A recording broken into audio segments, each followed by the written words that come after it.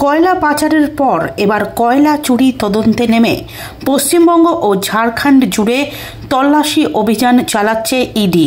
শুক্রবার ভোর থেকেই কলকাতা সহ দক্ষিণবঙ্গের বিভিন্ন জেলা এবং ঝাড়খণ্ডের একাধিক স্থানে চলছে এই তল্লাশি অভিযান। ইতিমধ্যেই উদ্ধার হয়েছে কয়েক কোটি টাকার নগদ অর্থ এবং সোনার অলংকার।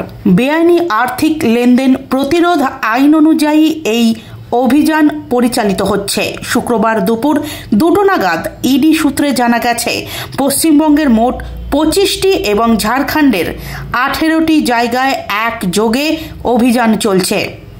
100 জনেরও বেশি ইডি আধিকারিক এই তল্লাশিতে অংশ নিয়েছেন। নিরাপত্তার জন্য রয়েছে কেন্দ্রীয় বাহিনীও। সল্টলেক, হাওড়া, পুরুলিয়া, আসানসোল, দুর্গাপুরে তল্লাশির পাশাপাশি ঝাড়খণ্ডের ধানবাদ সহ বিভিন্ন শিল্পাঞ্চলেও অভিযান চলছে। 2020 সালে কয়লা পাচারের তদন্ত শুরু করে সিবিআই। পরে পৃথকভাবে পাচার চক্রের অর্থ লেনদেন নিয়ে তদন্তে নামে ইডি।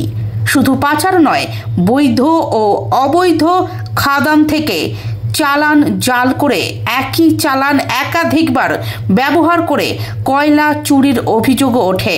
চলতি বছর এই অভিযোগেই নতুন করে তদন্ত শুরু করে ইডি।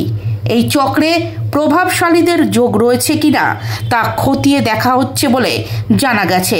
ঝাড়খণ্ডে অনিল গোয়েল, সঞ্জয় উদ্যোগ, এলবি সিং ও অমর মণ্ডলের মালিকাধীন একাধিক স্থানে তল্লাশি চালানো হচ্ছে। এখনো পর্যন্ত তল্লাশিতে বিপুল পরিমাণ নগদ ও সোনা উদ্ধার হয়েছে বলে সূত্রের দাবি। ইডির এই অভিযানকে কেন্দ্র করে দুই রাজ্যেই তৈরি হয়েছে ব্যাপক চাঞ্চল্য। তদন্তে আরও বড় কোনো তথ্য সামনে আসে কিনা সেদিকে নজর প্রশাসন ও রাজনৈতিক মহলের।